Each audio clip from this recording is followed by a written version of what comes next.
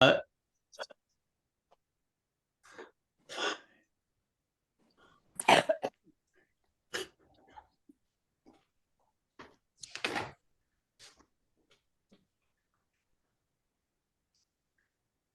And as people are coming in, if they would put their location in the chat, we always like to know where all people are from while they're watching. You can say hi. I see some people have already started doing greetings, so it's nice to have you all here. Absolutely. And hello, everyone, and welcome. Let's switch view back over to people, please. There we go. Welcome to number 15 of the Zoom Show-and-Tells. Fun night tonight. We're kind of taking it easy a little bit. We're going to show some conference footage. One is going to be a super humorous edition of a new thing called Pop Off from the conference. More about that in a moment. Featuring Isabel, Uria, and Simon Arizpe. And that is going to replace the presentation that we were going to hear from MJ Linford tonight about some tech hacks. MJ's having some tech issues, so we're going to catch that hopefully later. But folks are throwing their locations into the chat. This is great. I, who've been blathering at you for a few moments already, I'm Shawn Sheehy. I am a paper engineer and an instructor and a recently retired director of our organization. And still your host for one more time. Also with us this evening, co-host Emily Martin. Say a few words, Emily. Hello, hello. I also, this is my swan song as Zoom co-host, but I have to say it has been a lot of fun, and I look forward to being in the audience. Looking forward to being in the audience. Absolutely. And of course, with us also tonight is Suzanne Karr Schmidt, who has stepped into the position of director of the Movable Book Society, and who tonight is going to help us out with keeping an eye on the chat and throwing some things in the chat. Suzanne, you want to say a few words? Sure. I'm just want to see how it's done. I've come to a few of these, presented at a few, but getting the nuts and bolts going so we can have it go smoothly in March or in the next ones. Yeah. Sweet. So if you've got ideas about what you may want to see on a Zoom in the future, Suzanne's the person to contact, info@movablebooksociety.org. All right. If you've got questions or comments, throw them in the chat. Suzanne's going to be keeping an eye on that, and we'll throw them back out and we'll address them after presentations are passed. Love to hear what you're thinking about. If you're having any issues with your video, sometimes it's easier if you turn your video off. I believe that is all we need to say housekeeping wise, reviewing the list here real quick. So we are going to start this evening with one of our conference videos. And in terms of introduction, indeed, I mentioned a few moments ago, Isabel, Uria, and Simon Arizpe introduced this new presentation moment into the conference that they called Pop Off, and basically inviting some paper engineers to sit in front of the stage and to do some very quick engineering renderings, which then were judged by a panel of experts. And we're kind of jumping into it a few moments in, though it's at a fairly comfortable spot and a fairly logical spot. And it ends at a fairly logical and comfortable spot, but you're not seeing all of it. And if you would like to see all of it, communicate that to Suzanne, because she's keeping a list of that too. Emily, let's roll tape. Okay, here we go. Also, while this is queuing up, video quality isn't super great. Sound is excellent. Enjoy. Fun running over here while I was on the phone going, this is the code, punch in the code. But we made it work. And while we're here, let's talk a little bit about what we're doing here and what everybody's doing. Now, for the paper engineers in the room, they might have an idea. If anybody wants to come a little closer and peek over their shoulders, you're welcome to. But generally, paper engineering starts with some pretty simple tools, some pretty humble tools. You got to start with cardstock. That is the bread, butter, and bones of the pop-up book. And then you need your scissors, your tape, Your X-Acto blades. your X-Acto blades, Your straight edge. your straight edge. Some of us like to measure. I love math. Yeah, I know that none of you like math over here, but I do, okay? I like math. Some Oh, people use math equations. He just had to look up the circumference of the radius, which I don't know why you didn't know that by heart. Now, are you guys having a hard time already? I see a lot of people. I see V-pops happening over here. I see some folds. Looks like Rob is slacking over here. What are you doing? What are you doing? While we have some time, maybe we can get one or two of our judges to come up and tell us what they're looking for in What are you pop-up. going to be judging on? Ellen, tell us what you're going to be judging on. Pardon us. Thank you.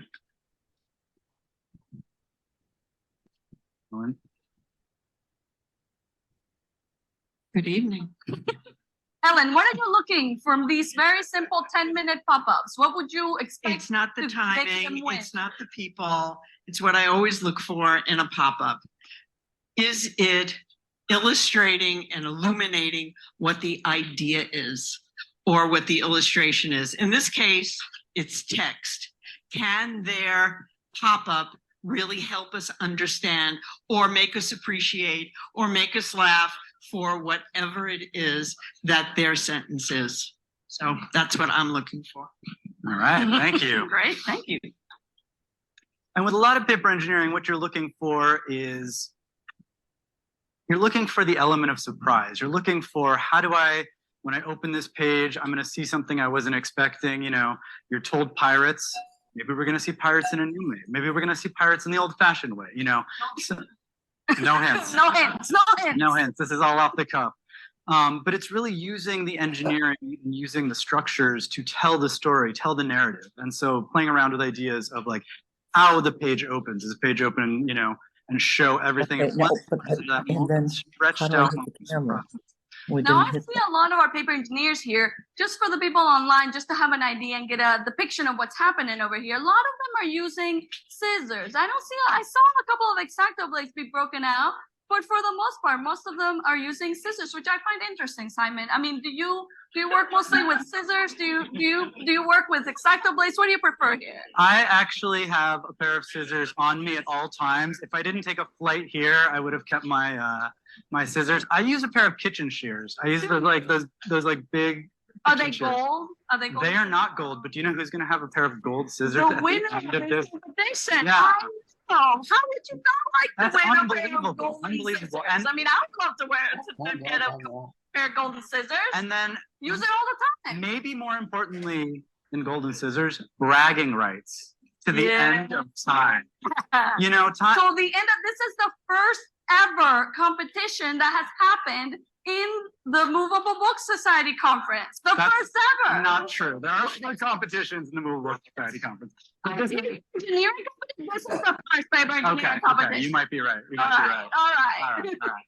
Maybe we could talk to Dave Carter and ask him what he's looking for in a book if he wants to step up.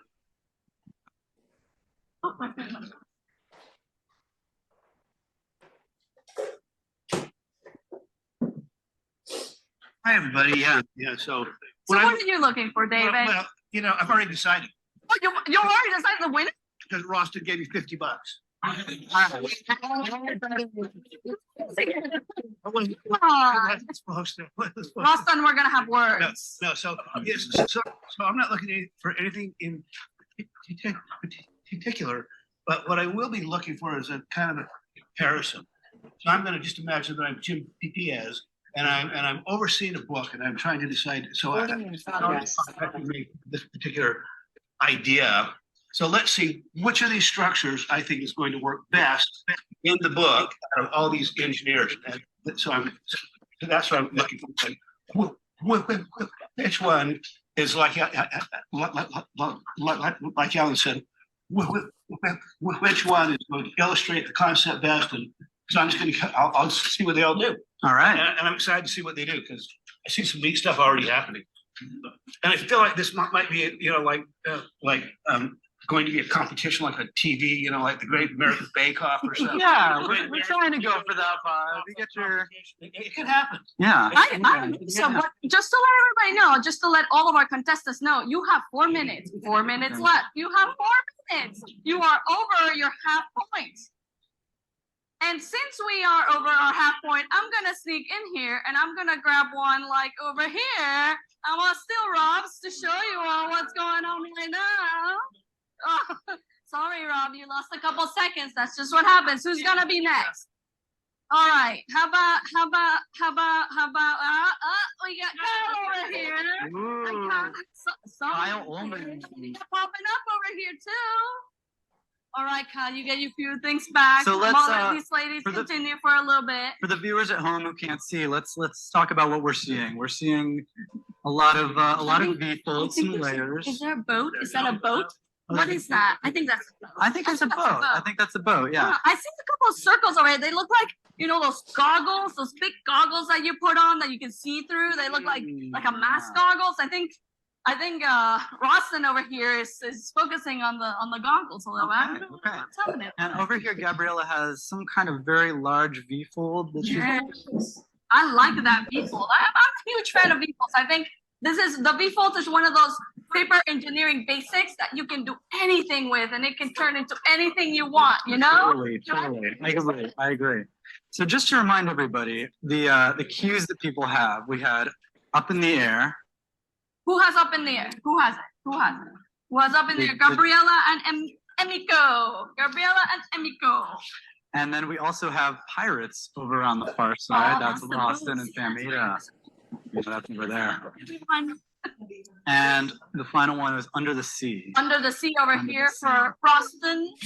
Yeah. And Sam. Yeah. Oh, some crazy structures happening over here. Okay. All right, we got 2 minutes. Let's get another round of applause for these people. 1/5 left of the time. All right. Yeah. Okay. What's the next assignment? Okay. Do we have enough time? We do. All we have is time. They have no time. All we have is time. All right. What's gonna happen? So what's gonna happen is we are gonna have our esteemed judges take a look at each of the two pop-ups in the categories. Okay. The judges will pick their favorite of each one, and then the winning 3 are gonna go on to one final lightning round. A lightning round. Round. Is it more lightning? With one more piece of information. Lightning round. That's it. What's the lightning? Yeah. 10 minutes. What's the lightning round gonna be now? Still 10 minutes? Still 10 minutes.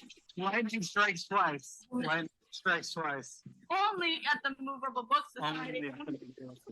Only at the Movable Book Society. All right, how we doing? What do we have here? We got 1 minute. Ooh, you know what's happening? You know what's interesting? For everybody joining us online, you know what's interesting? I see 2 structures very similar here. I think they're great because these are the structures that we love. These are the structures that we're passionate for. These are the structures that we know are gonna win you those golden scissors. Ooh, those golden scissors. What? Or maybe Hey, if they're pirates, they don't go by the rules. Yeah. I don't know. Did they break the? What did they get? Did they break the? I don't know. 10 seconds. 8, 7, 6, 5, 4, 3, 2, 1. Down. So everybody, All right. see your hands. Come on. You did All it. right. Let's get a round of applause for our paper engineers. We had to thank these volunteers because we had to coax them. We had to convince them. We had to right here says he's a hostile witness. You sounding crazy. We did. That was intimidation. We All right, could we get our three judges up here? Would that work for y'all? Thank you very much. All right, thank you very much. We got our contestants. Eugene, we got Ellen, and we have David, our judges that are gonna look at all these works and tell us which one they like best for each category. All right. So in our first, again, this was very hard. 10 minutes is 10 minutes was Kyle Ullman's idea. I just want to say. All right. In the category of up in the air, we have Gabriella's. I think it's a plane. It's a plane. No photos while you're being a judge. What do we think it is? Do you have a title for this piece? Up in the air. It is a form. It is bird in space. Up in the air. All right. And then Himiko's.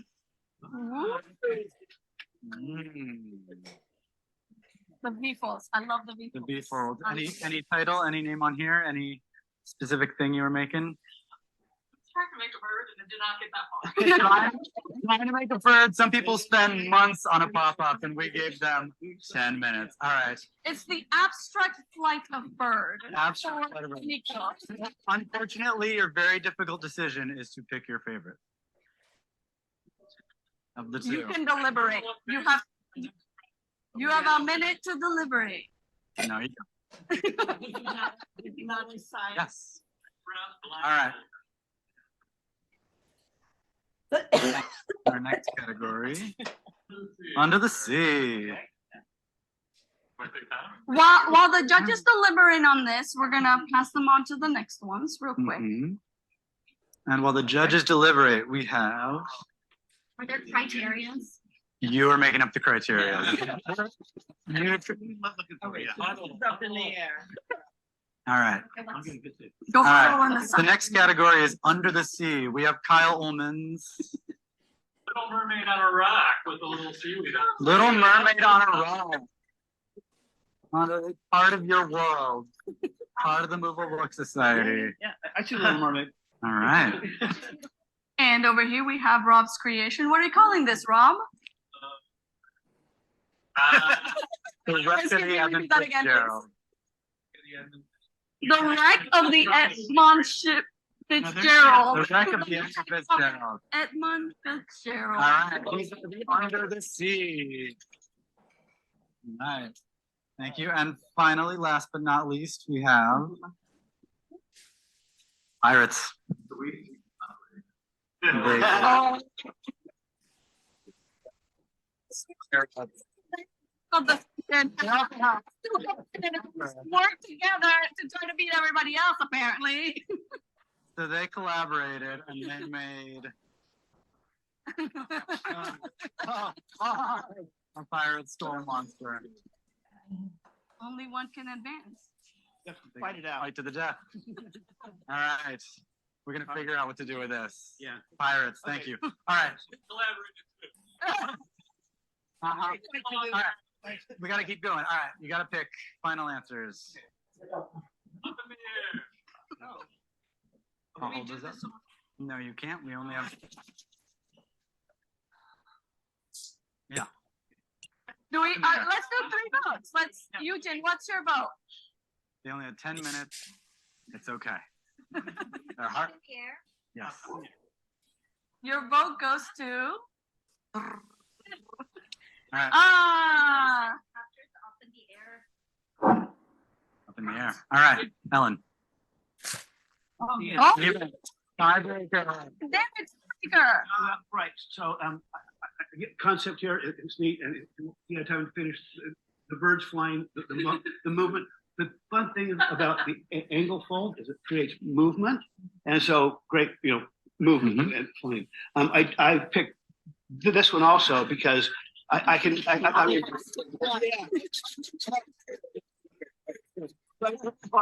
it's the same as you, Jen, because I think I actually see the structure. I mean, you could actually make this a lot smaller, make this larger, and this thing will really look like it's floating. And so if I was going to do this myself, one of the first structures I would try would be that one too, because it moves up. I can see it floating. You can do all sorts of things with this floating. So I choose this one. All They're right. both good. Up in the air. Thank you very much. All right. All right. A really good job. Now we're gonna keep moving.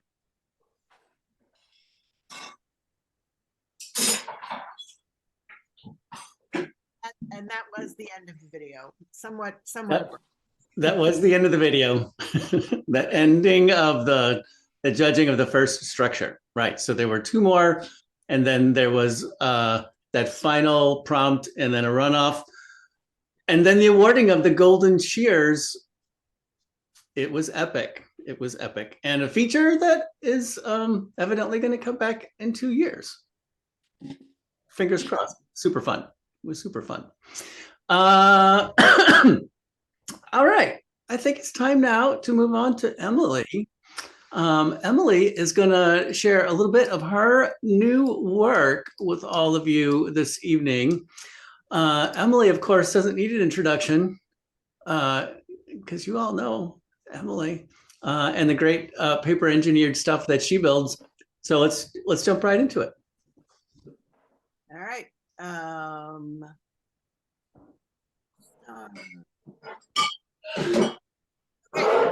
Wow. The great pleasure of applying for, and this was me applying, for a research fellowship at the Newberry Library in Chicago. And the Jan and Frank Cicero fellowships. And so it was kind of a new experience for me applying for this fellowship, because I applied in the fall of 2021, and for some reason it did not. And I was accepted. They accepted my application in December, and then in April I was told that I got it. This is now 2022, and then in 2023 I actually went there, and so it was a very slow start to this project. And so I had this great idea, and then I had to just sit on it for a year and a half, and so that was kind of unusual, but I got there, and they gave me this super cool reader's card, which I had a lot of fun with, and a little place within the library, and a little study carrel, although I spent most of my time in the reading room. And there's little captions for that action here. But Suzanne Karr Schmidt had curated an absolutely fabulous exhibit of pop-up books that opened the week that I was at the Newberry. And so I got to spend a lot of time with the exhibit. And then I also spent a lot of time in the reading rooms, because the purpose of going there was to look at all of these Bovelles from Peter Appian's Cosmographia from the 16th century. And these were tools to engage what he called amateur mathematicians in the study of mathematics and astrology and astronomy. And these tools are inserted into the books, and they have survived all this time since the 16th century. And so they have an extraordinary number of the different versions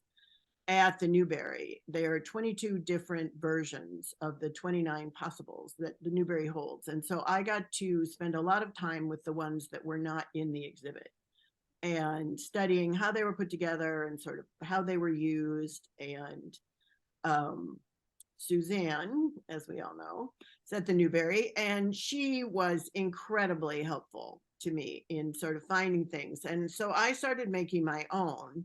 I was there for a month, and so I had an apartment and a space to work, because at the library they don't really let you in there with sharp tools. So I worked at home when I was making things, and Also, conveniently, I was there for the return of the Newberry Library's Edible Book Festival. So I got to make some of my Vovels out of unconventional materials, including these tortilla renditions of some of the Appian books. And Suzanne also did a rendition of the pop-up model or keepsake out of pretzels. And as it says here, she was the clear winner. So that was a lot of fun. And this is David Weimer, who's another one of the librarians. And my research didn't have anything to do with maps, but they have a lot of really great maps. And so I also spent a lot of time looking at all of the really cool Portland maps there, and kind of incorporated some of those things. This wind blowing face has inserted itself into my project just because I thought it was really cool. So I just kept looking and spent my month there. And then after I went home, I went and taught at something called the Paper and Book Intensive.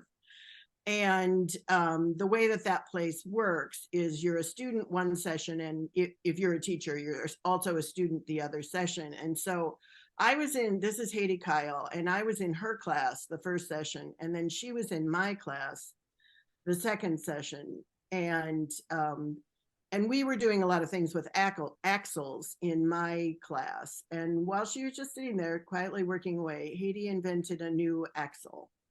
And because we had all these circle cutters there. And so this is a really quick stop motion of the assembly of the axle. And so that's making the device that's going to move. And then I'm making the piece that's going to move around it. And it has a little cap, and then it just spins all around. And so after I got back from PBI, I had to kind of reacquaint myself with my own project after looking at all of the things in the Newberry and going to PBI. And I ride my bike a lot, and it allows me to think.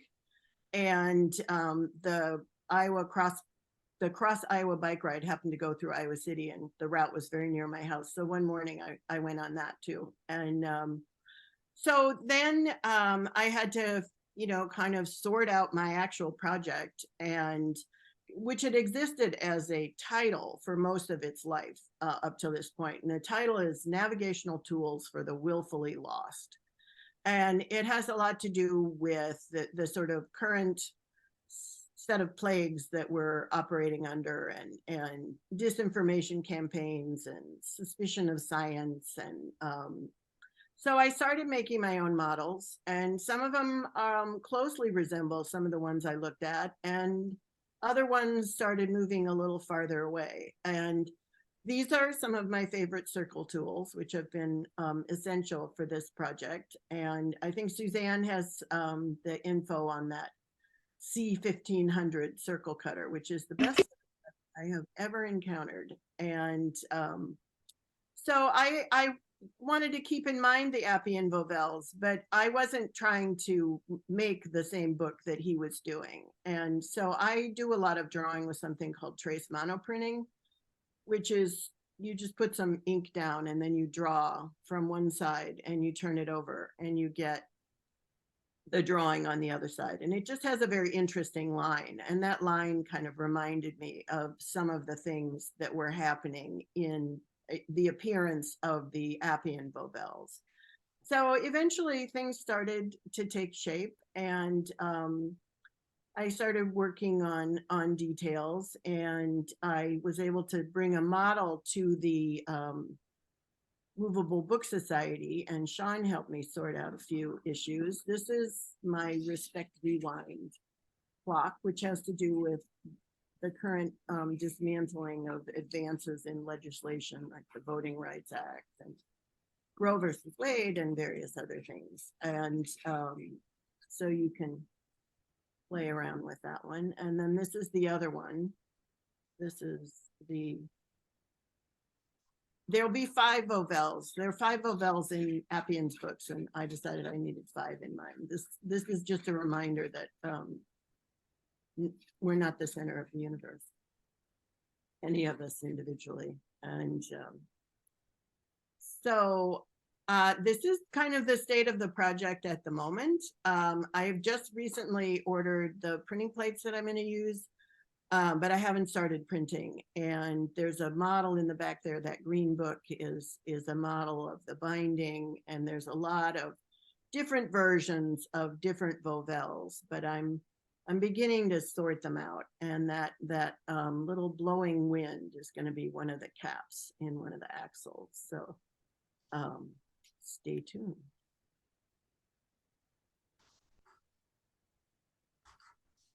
Nice. Yeah, so eventually it will be a letterpress printed book in an edition of 25. I hope to have it done for the Codex Book Fair, which is next February. And things are looking pretty good for that at the moment. I haven't started printing yet, so I have yet to have something go wrong. It occurred to me that we could invent a name for Hades' new structure and call it a staxel, which is a stacked axle. There you go. There you go. Yeah, I'll have to run that past her. She often gives kind of seemingly random names to things, so we'll see what she has to say. Emily, could you also talk beyond our own experience as the two of us, a little bit more about the process, the potential process? This is I don't need to put my hand in front of my face. This is promotion for conference. Just be aware. The idea of having new work and then going to the conference and throw it in people's faces to see what they say. Say more about that, please. No, well, and I mean, this has been going on ever since I started going to conferences. And in fact, when Shawn and I met, we met at the Milwaukee conference, and he had a model that was made out of cereal boxes. And I believe Kyle Ullman also had a model of something. And I didn't even think to bring something, but I had finished books. And so what often happens is you'll just be sitting there talking with someone, and they'll say, you know, do you want to see what I'm working on? And of course the answer is always yes. And I had specifically taken my models because I had a couple of things that I wasn't happy about, and I just wanted somebody else to kind of take a look at them.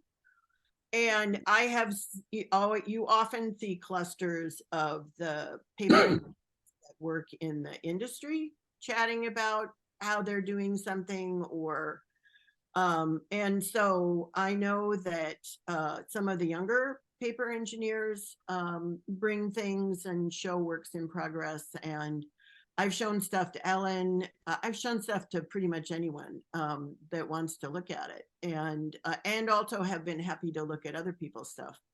And it's one of the best things about the in-person component of the conference is you get those kind of incidental contacts, you know, that you don't necessarily know to ask a specific person, but if you're just showing a group of people what you're doing, somebody will chime in with something. Yeah. And, it's invaluable. Yeah. Yeah, for sure. Those cereal boxes became welcome to the neighborhood, which had some nice legs on it. Yeah. All right. Joy is throwing a comment in the chat. She attended your workshop in the Newberry, and she enjoyed it. Well, good. Says thank you. Yeah. Yeah, I actually wanted to drop in and say that we're accepting applications for the fellowship that Emily had apply by December 15th. If any other book artists of any sort are interested, it's specifically for artists who aren't in a sort of tenured faculty position. It's for 1 month, and we really enjoy having a variety of different skill sets come through the Newberry, and I think it's $3,000 for the month, and then you get to play with all of our stuff. So think about it. I think it seems like it was pretty productive for you, Emily. But yeah, so we love having people interested in movables there. Yeah, and it is a fellowship that's specifically for non-scholars, you know, the artists, writers, kind of. I know a couple of other artists, book artists that have worked at the Newberry, and they have an incredible range of collections, and so you can look online and find out a lot about what kind of materials they have, you know, to see if there's something that you would be interested in using. And Yeah, or talk to me. I'm happy to. Oh, I'm always happy to talk to people about the collection. yeah,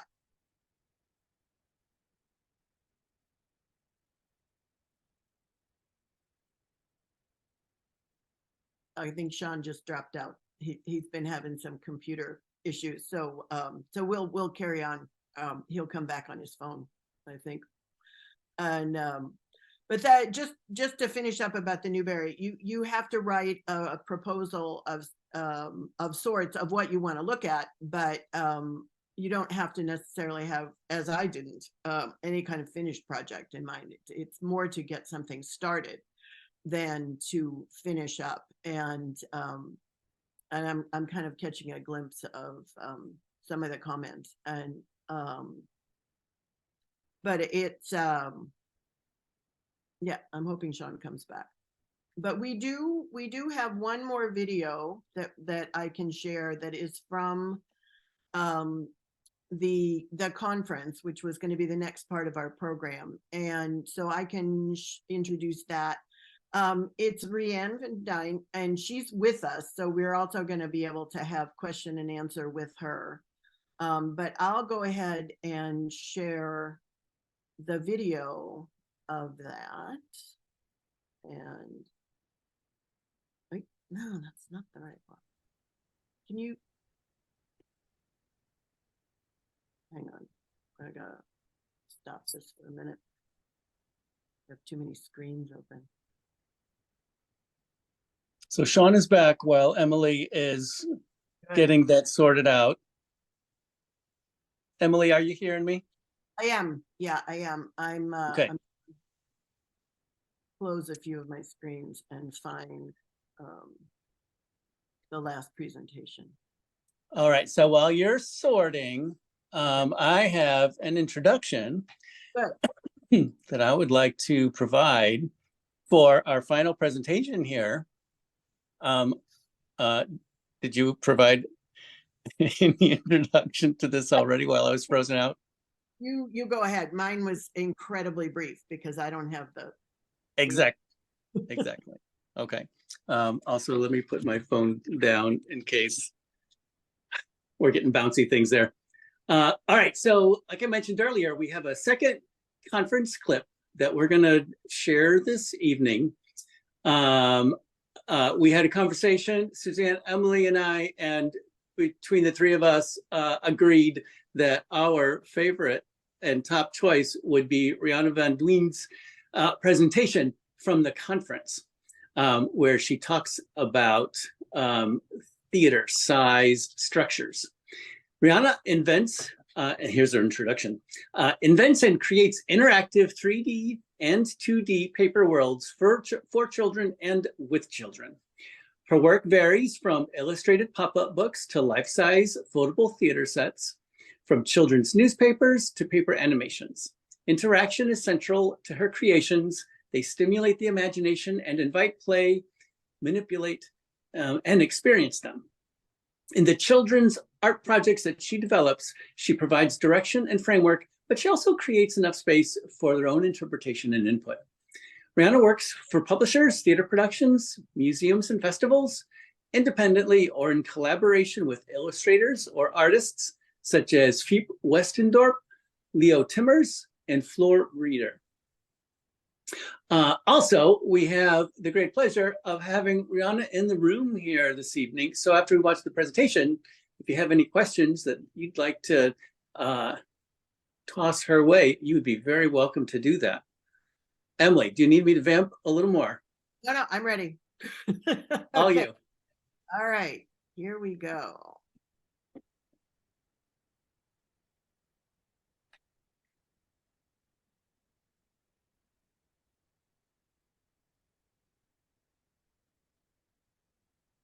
when we're born, the people send us Rianne Van Duin is a paper adventurer and professional tinkerer from the Netherlands. She invents and creates interactive 2D and 3D paper worlds for children and with children. Her work varies from illustrated pop-up books to life-size foldable theater sets, from children's newspapers to paper animations. Interaction is the main theme in Rianne's creation. They stimulate the imagination and invite you to play, manipulate, and experience them. Rianne works on commissions for publishers, theater productions, and festivals independently or in collaboration with the work of illustrators or artists such as Philip Westerndorp and Leo Timmers. I'm sorry if I butchered those names. They're foreign to me. She also creates personal projects like Your Adventure, her self-published interactive children's pop-up books without electronics.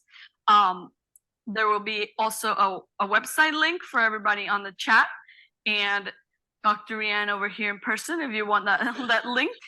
And she's going to show some of these huge life-size projects.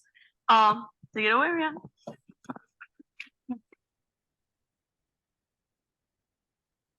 Thank you, Isabel. Thank you, everybody. It's so nice to be here and to see so many inspiring projects and presentations. And it's a great honor that I can stand here too and tell you a little bit about my recent works. I'm going to tell you about my life-size pop-up and foldable theater sets. But first, I would like to give you a little bit of history or context on how I got there. So it all started a long time ago. Already as a child, I was all the time, day and night, tinkering, crafting, building the fantasies in my head out of my all-time favorite material, paper. And I still do the same, just it's a bit more professional and bigger now. I never get bored of exploring and experimenting with the endless possibilities of paper. So I like to call myself paper adventurer.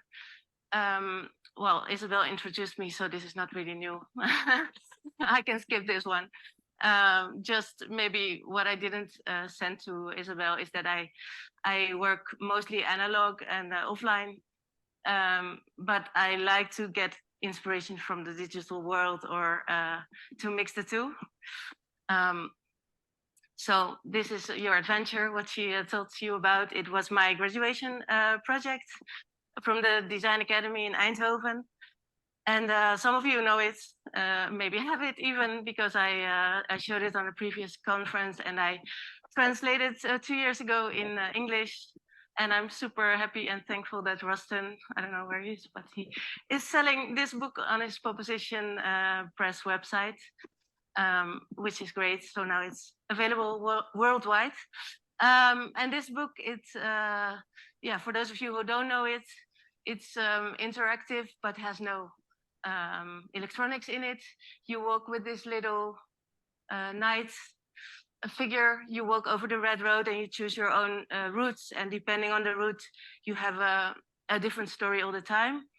And you also have to collect little tokens like this pink pastry over there, or invisible powers that you need later on in the story. Otherwise, you will not be able to continue.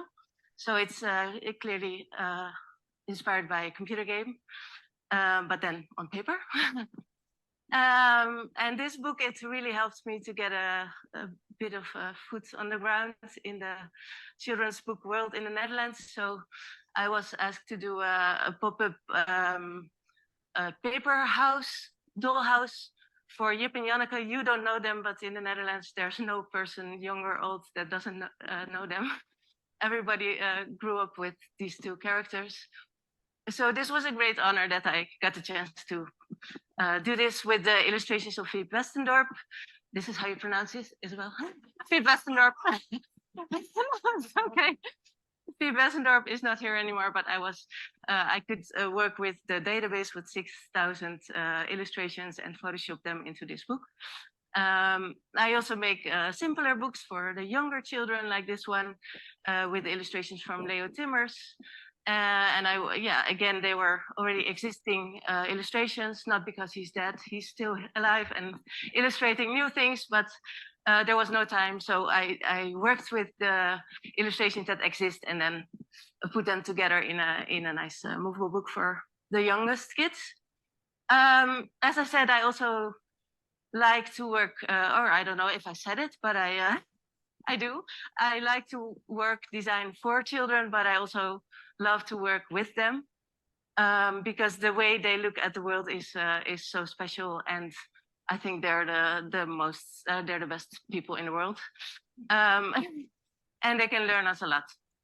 So I make, for example, newspapers with children where they make all the interviews and the articles themselves, and they type it on typewriters, and they do it with stamps, everything analog. Only we use the computer to send it to the printer. And yeah, it's really popular. I do it for music festivals and also for a local newspaper in Amsterdam. And you know him, I think. He's American. He's now Rogers reading my newspaper. This was for me. This was cool. This is another nice offline project. It's an offline dating service where children are in charge of helping the grown-ups to get a new love. They take a picture, they interview you, and they write your biography short, and they put it on a profile wall. And then people can see you on the profile wall, but also the children will actively go out with like stickers and super like stickers to stick it on someone that is like your description. And then that person can see, hey, you might be a possible match with this and that person. Go see his profile and leave a love letter, and the children can even help with the love letters. And it was really successful. We had hundreds of profiles on different festivals, and we had even marriages, and children were born. The people send us baby cards afterwards telling that they met each other through this. So yeah. More paper. This is a project in a refugee center where there was a television series recorded, and all the children were allowed to play a little role in the series, but some children, they cannot be on screen for safety reasons or for, mainly that, or for religious reasons, of course. So we wanted to give them the opportunity to contribute to the series anyway. So I made paper animations with them for the most difficult or expensive things to record, like a football stadium full of people. That was not possible, so we made that out of paper. This is another project I did with a school class. They did a pop-up course with me, and they made their own pop-up book about the future of the world and the climate change. And then for the presentation, using green screen and 2 cameras, I had them appear in their own book, and they could walk around and show the audience around in their pop-up book. And then back to the topic where I came from. I was asked to make for the same Piet Westendorp. She was 100 years old, or if she was alive, but we celebrate her birthday anyway. And I was asked to make a 1 meter high puppet book for a puppet theater show in honor of her birthday. So that was the assignment, 3 spreads. I have here the sketch, and I have it here too. Also the puppets I made that you will see later. Well, this is just a sketch. Oh, sorry, I don't have to touch this. So it was just 3 scenes, and they liked it. And then I only had to enlarge it, which was the first time I made something that big. So it was a challenge because you have the thickness of the pages and also the weight of the pop-ups.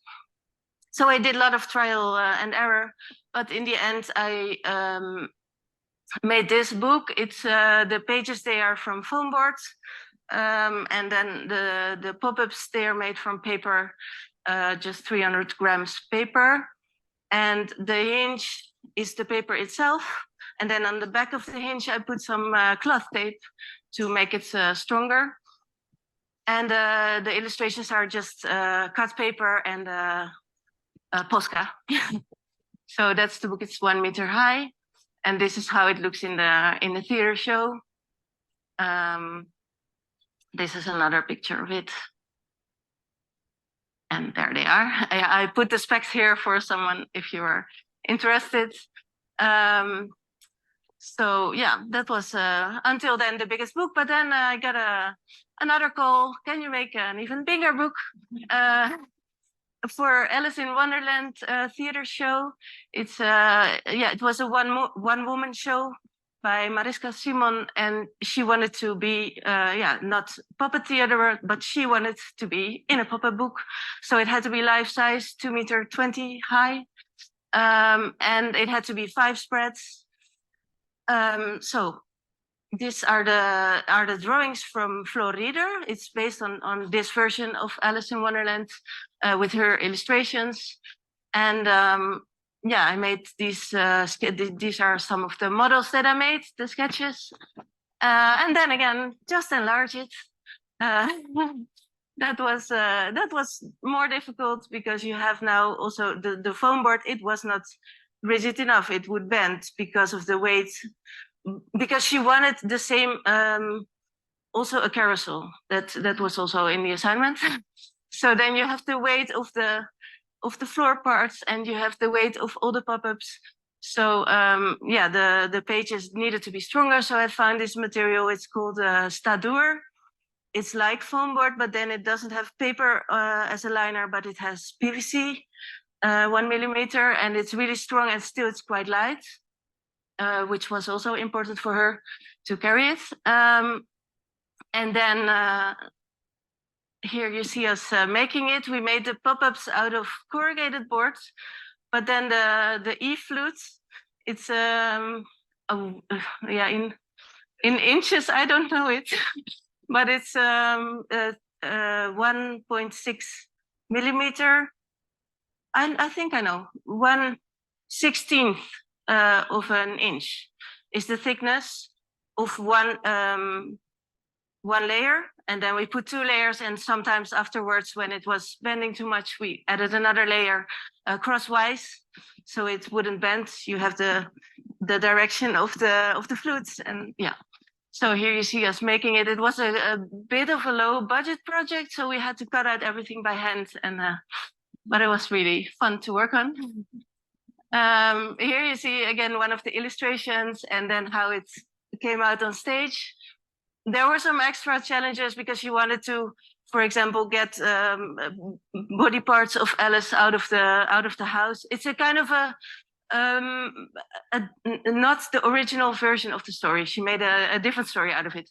So, but there had to be the possibility to get things out of the house, and I have some more pictures of how it looks on stage. And this is Mariska, she's the actor, and this is another one. And I also have a trailer to show where you see it a bit in motion.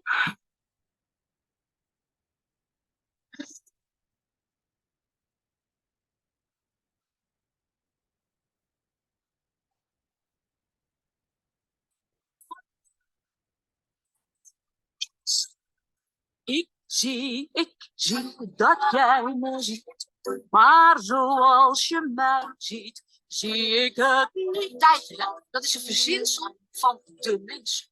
Heb je wel eens in de natuur een konijn gezien met een horloge? Je ziet dat ik goed kijk. Ik heb gelijk. Jij bent niet iedereen. Weet je, mensen zijn eigenlijk gewoon een beetje gek. In de ogen van anderen zijn wij altijd aan het veranderen. Je wordt groter, maar je klein.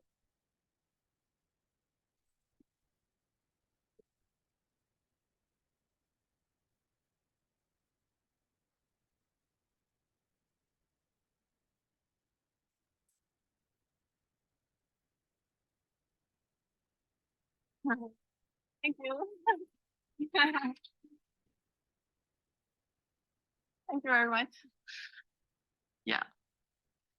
So here I put again the specs, and now I put them in inch for you. So if you want to see it, yeah, the show it's not playing anymore. She was for 2 years touring, but she asked me to tell you that the decor is still there. So if anybody has contacts in theater, it's small, so it can travel to America, no problem.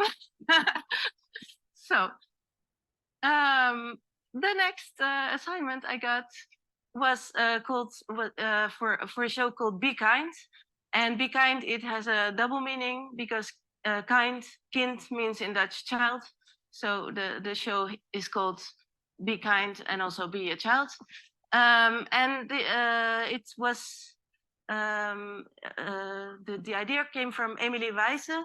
She's a ballet dancer, French ballet dancer from origin. And she wanted to make a baby or a circus theater show for babies. She asked me the following. I want a pure and minimalist look without many colors. I want the feeling of paper or playing with boxes. I want it to be stable and strong, not to break when two acrobats are doing tricks in that. I want doors and openings for two acrobats to appear and disappear and go through, and it has to be 2.40 meters, almost 2.5 meters high, and it has to be 4.5 meters wide. Oh, sorry again for that. So this was my first sketch after she asked me, and then she came with some extra demands. It had to fit in a box of 140 centimeters by 75 centimeters by 20 centimeters. Then it also had to be lightweight, so she could carry it with one person, maybe two. Easy to set up and break down with one person too, now a maximum 30 minutes, but better if it was more or less. And after the show, I would like babies to be able to play in the set and that it's safe. So yeah, that was something. Because it's not so difficult to make something big that folds into a small thing. But then if it has to be lightweight and safe and this and that, yeah. So a friend once said to me, if people have something impossible in their mind, they call you. And this was the proof of that. I stepped over a lot of blood, sweat, and tears and sleepless nights and all. I ended up making the set from corrugated board again. And then I glued it crosswise, like you see there, so that it doesn't bend, and also it doesn't get crooked over time with yeah. So that's the way I built it, and then I made it out of 4 parts. That's yeah, because the height 2.40 meters high, it's impossible to fit in a box like this. So I had to make different parts, but then how to connect them and make them still safe. I love to work with magnets or with Velcro, but no way that I was going to do that with babies playing under. So I yeah, as you can see down there, I just made holes in the cardboard with a hole drill, and then use nuts and bolts, and this word I forget all the time. I don't remember.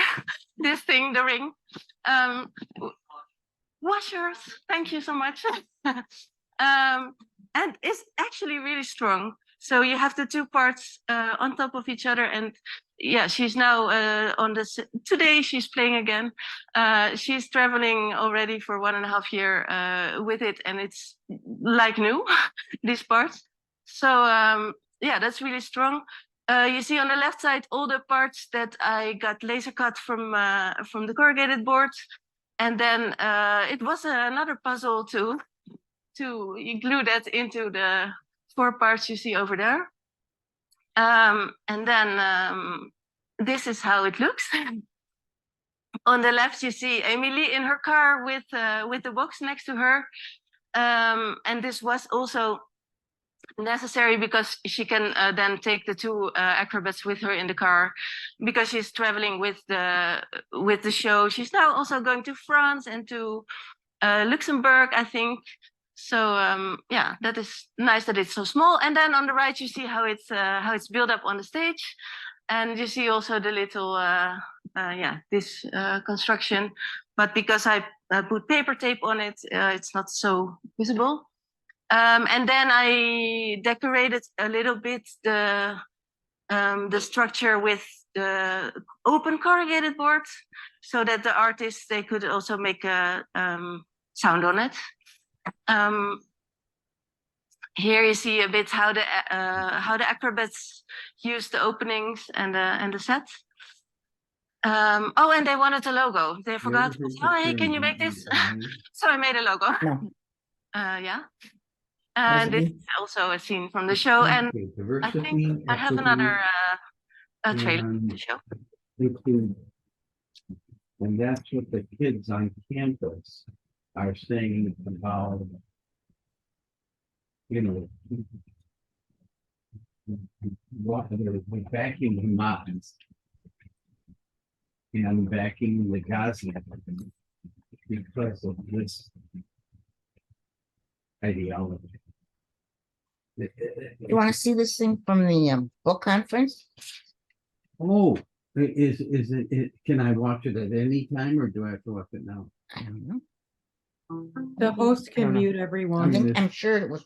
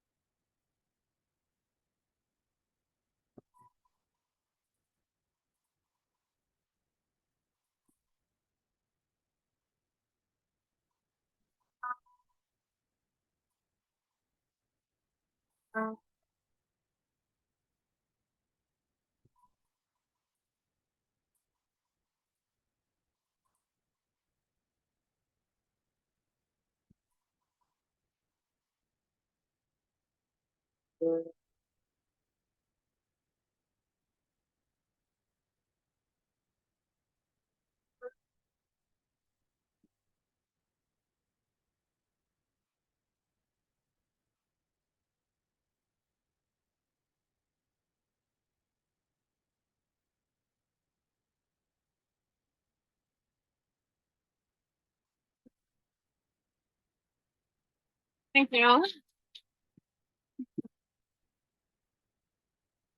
If you are in France or somewhere where it's playing, you should go see it if you have a baby around you. It's really beautiful. I've seen parents or grandparents crying because they see their child so focused, and it's really, really beautiful. So I put there the website where you can find the agenda. Maybe there will be a show close to you, and go see it. And there I put the specs again of how I made it. And then since babies don't have a long they don't remember what they do when they were 6. Oh yeah, the show is for 16 till 18 months only. Older are not allowed. They don't remember long time. But for that reason, we made also a book that is sold after the show to keep the memory alive and to relive it at home. And it's it has a lot of things that you see in the show, like the parents can do peekaboo there. There's also balls coming out of openings like in the show, or some body parts changing. That's a thing you didn't see, but it happens. And it has lift the flaps, but it also has the plastic that you saw it in the show. The children love this sound and they love to feel it. They in the show they want to touch it. So it's also the sound that they can remember. And here you see also what happens in the show is that the children are allowed to enter the stage after a while. And then they turn around and they say, hey, the audience, I am the actor. Well, they don't realize this, but this is more for the parents, that they see what happens with the children. Oh, okay, a lot of people looking at me. So yeah, and there's also the set where they can play with or just look at it. And yeah, of course, there has to be a juggler because there's a lot of juggling in the show. And then there's the corrugated board, the open board, that they can feel it and you can have the sound again. And then it ends with the clubs. This is glow in the dark paint. So if you light it up before reading it for your child, then you can also move it through the room and then after put it next to their bed and they have a light for their bed.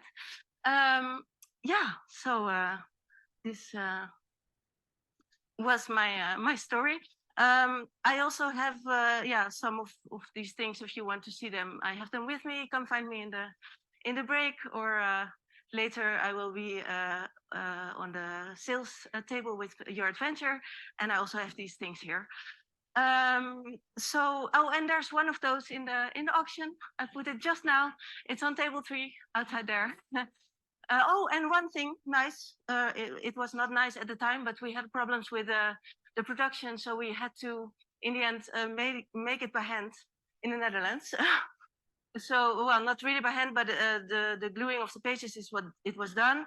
But all these extras we assembled ourselves, Emily and me, and also the actors. So they're all hand assembled in the Netherlands. So extra special. Maybe somebody has a question. I'm happy to answer, or not. Then.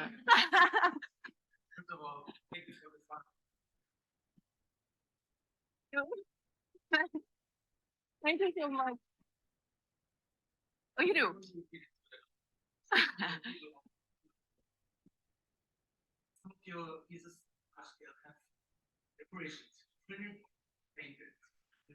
Oh, I forgot. Yeah. Okay. I repeat the question.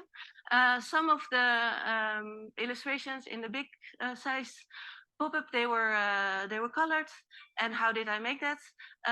Were they printed or drawn? They were printed on wallpaper. And that really works well because it's quite strong. And you can also clean it because after the show, the one with the Alice in Wonderland one, it's that one you mean, right? After the show, it's also set up as a carousel and the kids can go into it. So yeah, it gets dirty, especially the floor parts. But since it's wallpaper, it's quite strong and you can clean it. So Bruce Foster wants to know online, what was the longevity of the Alice in Wonderland pop-up set? How long did that last? The Alice in Wonderland pop-up set, how long did that last? How many performances? Oh, it was, well, actually the day of the premiere was the day of the first lockdown in the Netherlands. Yeah. No, it was the day, no. We had this premiere and after that was the lockdown. So that season it was gone. But I think she did 1.5 season after that. Yeah.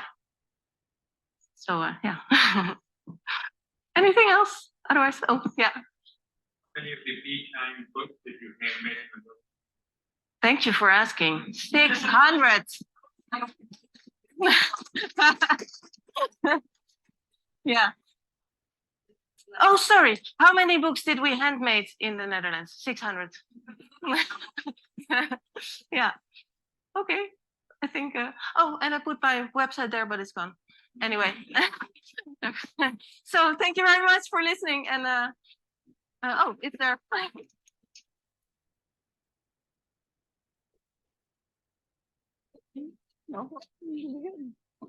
Beautiful work. Go check out some of the samples that she has. I actually really enjoyed that little mechanism, that the way that she did the little garments, because essentially she put the same color of the cardboard tape around the little metal pieces so you couldn't tell. And I'm like, that's clever. It's just the details, you know?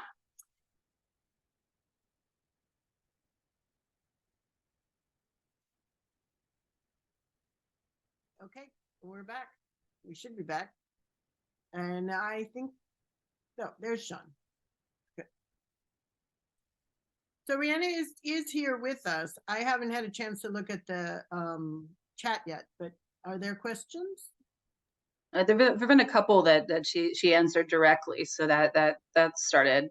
But would anyone like to ask anything more? And there are some links in the chat, and and just for those of you who had questions about from my presentation, Suzanne put a bunch of links in, including the name of that circle cutter and where you can find them, and the Paper and Book Intensive and the Newberry and Peter Appian and all those things. And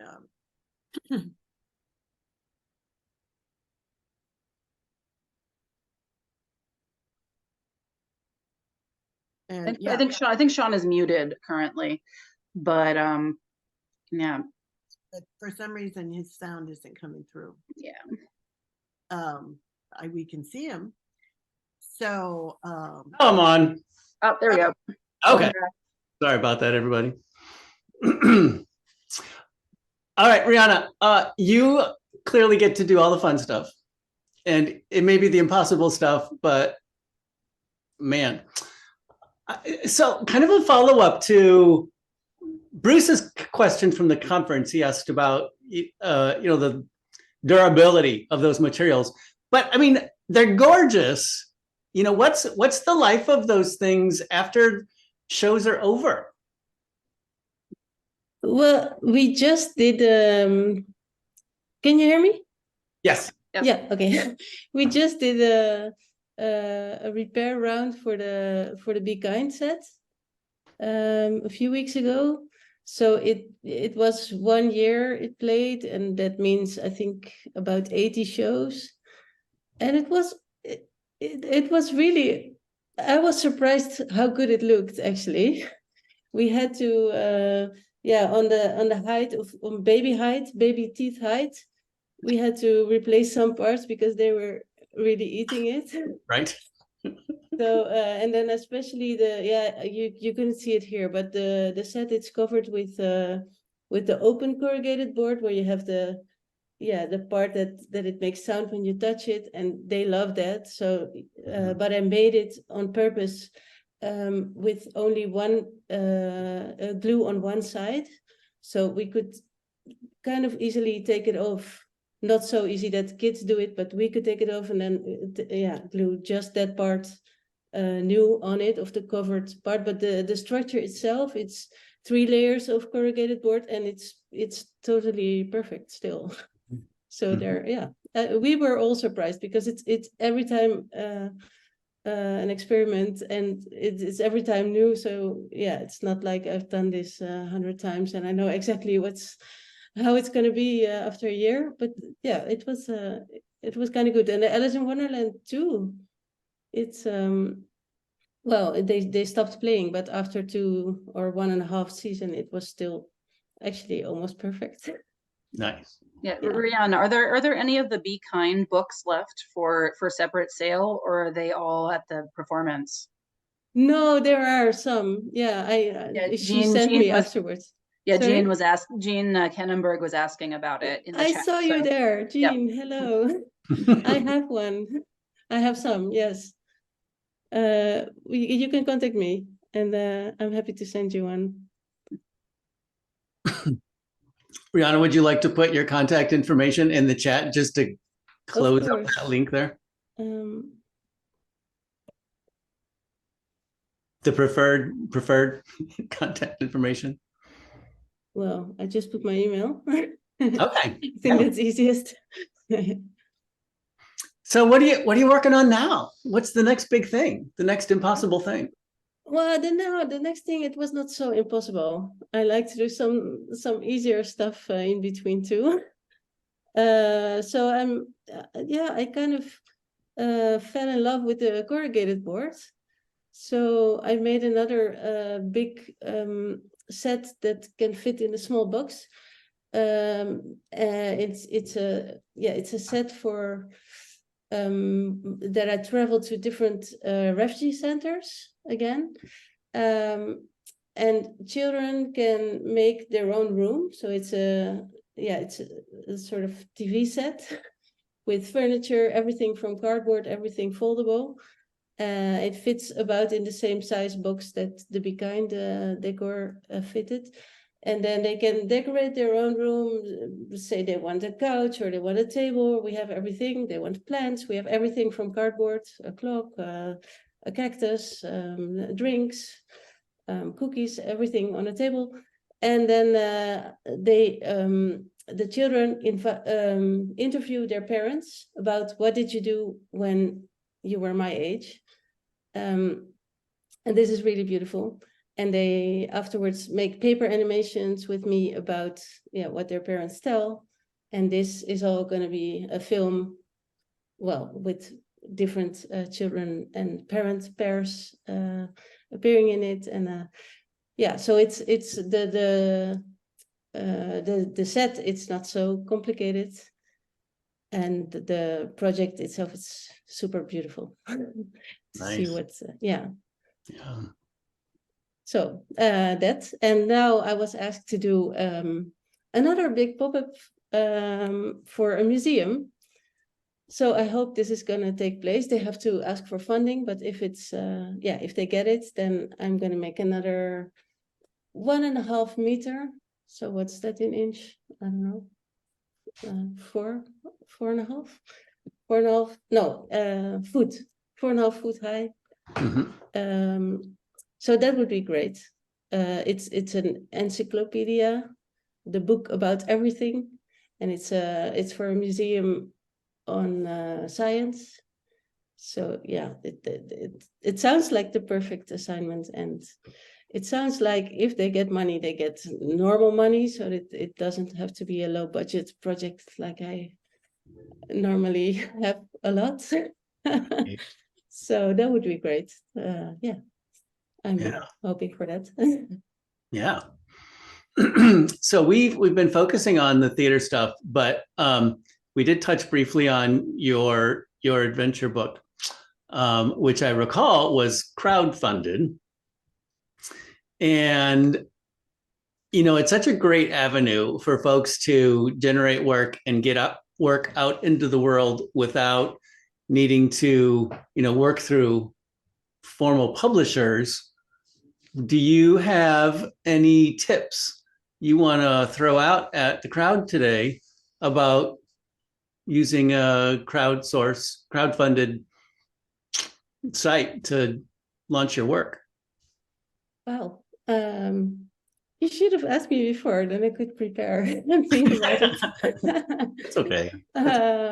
It's in the middle of the night here. I'm still right. worried. Okay, let me think. Tips.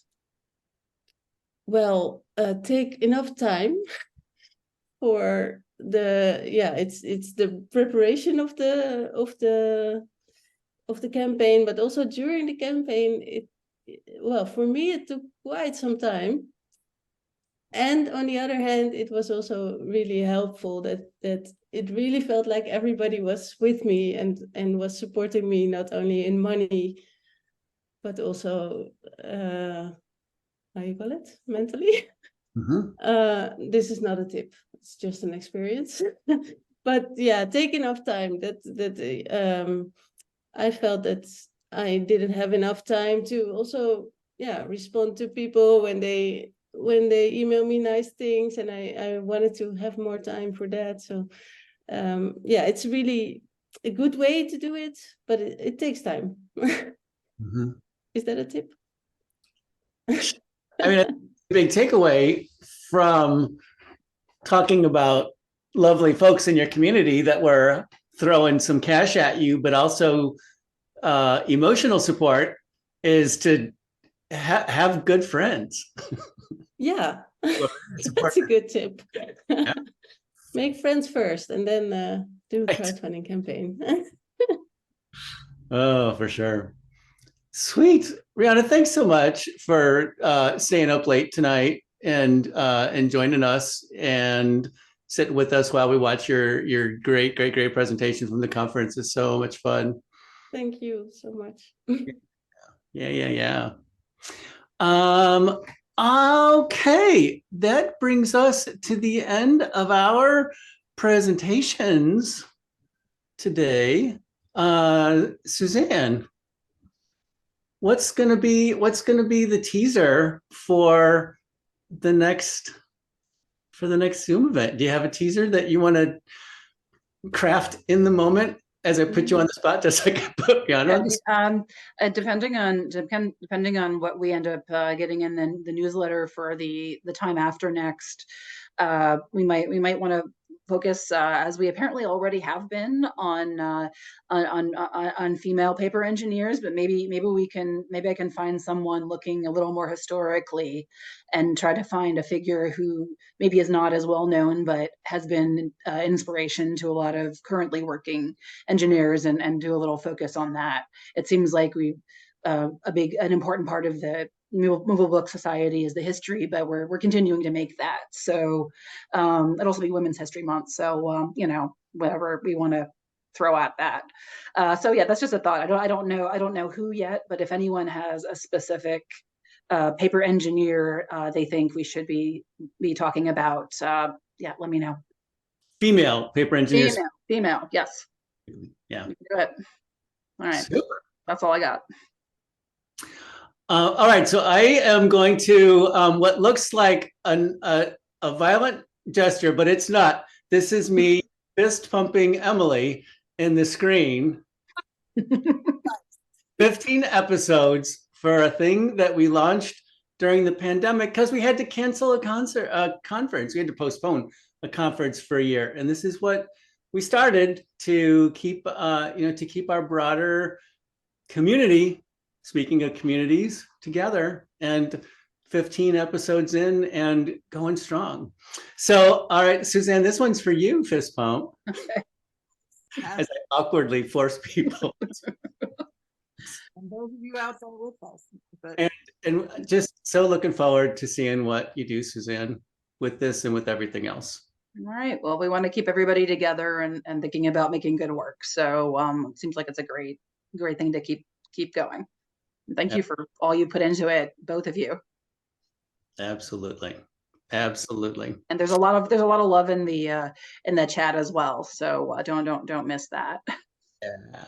Yeah. And thanks all of you for coming and joining us for number 15 here. It's great to see all your faces and watch your names float by, even if I'm not having the chance to chat with you individually. Looking forward to seeing y'all in the not too distant future, somewhere, somehow, if not right here in February. Emily, last remarks from you.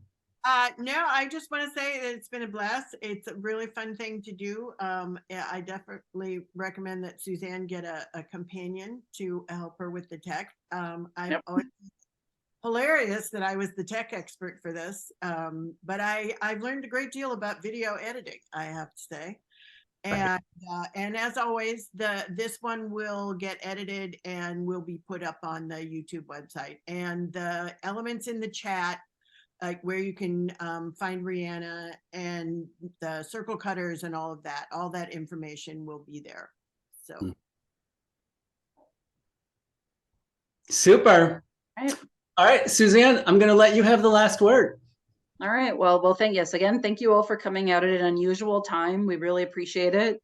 And I'm hoping others will be able to tune in later at a time that works better for them, especially internationally. Thank you again, Rianne, for being here. And yeah, and so let's keep it going and have a lovely evening, everyone, or morning. Yes. Okay. All right. Bye-bye. All right. Buddy.